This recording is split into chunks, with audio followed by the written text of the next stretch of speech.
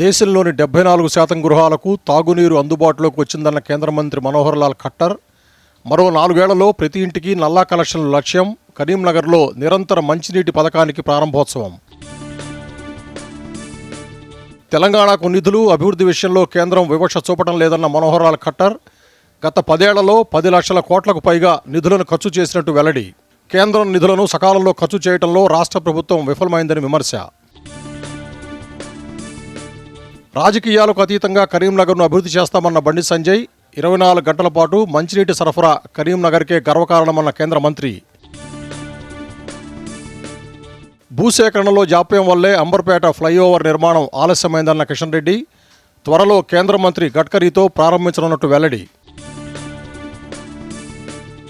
విద్యుత్ శాఖపై ఉప ముఖ్యమంత్రి భట్టి విక్రమార్క సమీక్ష. వేసవిలో నిరాటంకంగా విద్యుత్ సరఫరా చేస్తామని వెల్లడి.